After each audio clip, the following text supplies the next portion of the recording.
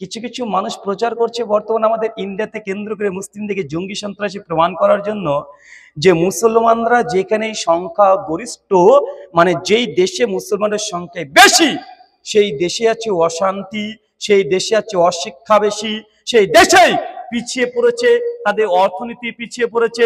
মুসলমানের যেখানে সংখ্যায় বেশি ওই জায়গাতে অমুসলিম হিন্দু বা খ্রিস্টানদের উপরে অত্যাচার করে। ভাই এই কথা প্রচার করা হয় কি হয় না? হচ্ছে কি হচ্ছে না? হয় না ভাইজান?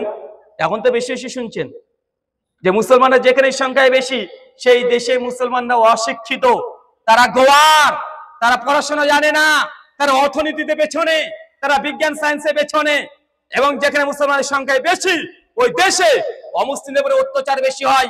এই কথা প্রচার হচ্ছে কি হচ্ছে না? চলেন আমার ছোট্ট একটা জবাব তরুণ যুবক যারা আছেন তাদের জন্য, কেন আগামী দিন কি হতে চলেছে এটা আপনারা অনুধাবন করতে পারছেন।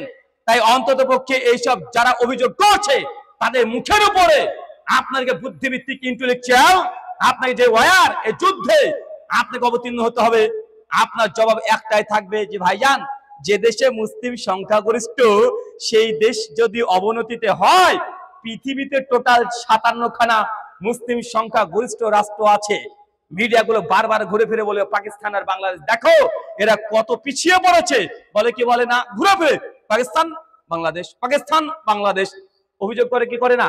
কিন্তু এই সব মিডিয়াগুলো জিন্দেগিতে ওরা বিষ খেয়ে মরে যাবে, মালয়েশিয়ার কথা বলবে না। মালয়েশিয়াতে মুসলিম সংখ্যাগরিষ্ঠ 76% মুসলমান আছে। কত পার্সেন্ট? 76%।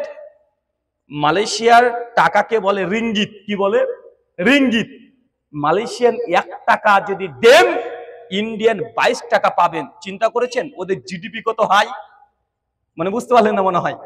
মানে আমাদের প্রতি অভিযোগ যে মুসলমান যেখানে সংখ্যায় বেশি ওরা মূর্খ হয়, ওরা জঙ্গি হয়, ওরা সন্ত্রাসবাদী হয়, ওরা আতঙ্কবাদী হয়, ওরা অর্থনীতি বুঝে না, ওরা রাজনীতি বুঝে না, ওরা ফিলোসফি বোঝে না, ওরা অন্টোলজি বোঝে না, মানে কিছু বুঝে না। আর এরা নাকি সবকিছু বেশি বুঝে নিয়েছে। তো বিশ্বের মধ্যে শুধু পাকিস্তান শুধু ইসলাম সংখ্যাগরিষ্ঠ মুসলিম দেশ নয়, এরা মাত্র দুটো দেশের নাম বলে ওরা বিশ্বের চিত্রকে পরিবর্তন করতে চায়। কিন্তু Malaysia, Indonesia, Singapore, Dubai, Kuwait, Qatar, Bahrain এরকম 56-57খানা মুসলিম কান্ট্রি আছে। ভুল করেও এই হলুদ মিডিয়াগুলো এ তো খবর পড়ে না। আমি বলেছি এরা গবর পড়ে। কি বলে বলেন?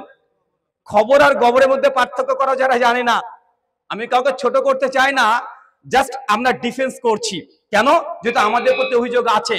ভারতবর্ষের সংবিধান আর্টিকেল 25 থেকে 28 পর্যন্ত পরিষ্কার ভাবে আপনার বিরুদ্ধে কেউ যদি অভিযোগ করে সেলফ ডিফেন্স হিসাবে আপনি প্রতিবাদ করতে পারেন। আমি কারো অনুমতিতে আঘাত দিতে চাই না। মুসলমানকে বলছে যারা সংখ্যায় বেশি সেই দেশে নাকি মুসলমানরা বেশি জঙ্গি হয়। আমার আর একটা প্রশ্ন, ভাইজান বলেন তো, মালয়েশিয়াতে কোনো জঙ্গি সন্ত্রাসী সংগঠন আছে? দুবাই, কুয়েত, কাতার, মালয়েশিয়া, সিঙ্গাপুর আছে দেখেছেন? বাহরাইন, ইজিপ্ট কোথায় আছে রে ভাই? কোথায়? ঘুরে পুরে যেখানে বলবে ঘুরে পুরে পাকিস্তান, আফগানিস্তান, বাংলাদেশ, এই 3 দেশ ছাড়া মিডিয়ার কিছু দেখতে পায় না। এই 3 দেশ ছাড়া কিছু দেখতে পায় না। কেন জানেন? এখানে রাজনৈতিক কিছু কারণ আছে। কারণ ভারত, বাংলাদেশ, পাকিস্তান, আফগানিস্তান একটা সময় অখণ্ড ভারত ছিল। রাজনৈতিক দ্বন্দ্ব প্রথম থেকেই আছে। ভারতবর্ষের অনেক মানুষ চেয়েছিল যে না অখণ্ড ভারত থাক, আর অনেকে চেয়েছিল না ভারত ভেঙে টুকরো টুকরো হয়ে যাক। সেই সময়তে থেকে দ্বন্দ্বটা লেগে আছে। তাই বারবার এই 2-3টা দেশটাকে দেখিয়ে তারা বলতে চায় মুসলমান মানে মূর্খ, মুসলমান মানে জঙ্গি, মুসলমান মানে অমুসলিমদের অত্যাচার করে। আমি একজনের নাম না নিলেই নয়, উত্তরপ্রদেশের মুখ্যমন্ত্রী, বুঝতে পারছেন কে? হ্যাঁ, উনি বলছেন, পরিষ্কারভাবে বলছেন যে আপনারা দেখেছেন কোন এলাকাতে যদি 50 জন মুসলিম যদি বসবাস করে আর ওই এলাকাতে 30 জন হিন্দু পরিবার বসবাস করতে পারে না, তারা পালিয়ে যায়।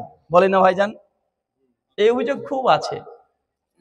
এবং বারবার বলছে যে হিন্দু খাতরে মেহে, এবং মগজটাকে ধোলাই করছে। আর কিছু ভক্ত আছে, অন্ধভক্ত, যাদের বিশ্লেষণ করার কোনো ক্ষমতা নেই, যারা কমেন্টে একদম সবকিছু করে ফেলে, তারাও তাদের কথা বিশ্বাস করে নিচ্ছে। বলছে হিন্দু খাতরে মে হে, ভারত মে, ইন্ডিয়াতে হিন্দু খাতরে মে হে। আমি অবাক, যে দেশের প্রধানমন্ত্রী স্বয়ং হিন্দু, স্বরাষ্ট্রমন্ত্রী উনিও হিন্দু, যতগুলো ভারতবর্ষে মুখ্যমন্ত্রী আছে তার 95% হিন্দু, মেম্বার থেকে শুরু করে জুতো দোকানদার পর্যন্ত 95% সব জায়গাতে দখল তারাই করে রেখে দিয়েছে। তারপরে হিন্দু খাতরে মে হ্যাঁ, এটা কিভাবে সম্ভব বলেন তো ভাইজান? আমার তো ব্রেনে ধরে না যে প্রধানমন্ত্রী আছে, রাষ্ট্রপতি আছে, থেকে শুরু করে পার্লামেন্টে যতজন নেতা মন্ত্রী আছে সবগুলো তাদের, তারপরে হিন্দুরা খাতরে মে হ্যাঁ। ভারতবর্ষের মুসলমানরা তাদের দাবি অনুযায়ী 14%, আর হিন্দু দাদারা আছে প্রায় 80%। এই 14%-এর কাছে 80% খাতরে মে হয়ে গেল। এটা তো যোগ বিয়োগ গুণ ভাগ কিছুতেই ধরে না, পাটিগণিত বীজগণিত কোনো গণিতেই ধরে না। তাহলে আমি একটু উল্টো করে চিত্রটা আপনাকে দেখিয়ে দিই। আচ্ছা, আবারও চলে যান মালয়েশিয়া। মালয়েশিয়াতে 76% আছে মুসলিম আর 6% আছে হিন্দু। এখন বলেন তো মালয়েশিয়াতে তাহলে তো হিন্দু খাতরে মে হওয়া দরকার কেন? করে সংখ্যালঘু হিন্দু 76% মুসলমান, 6% হিন্দু।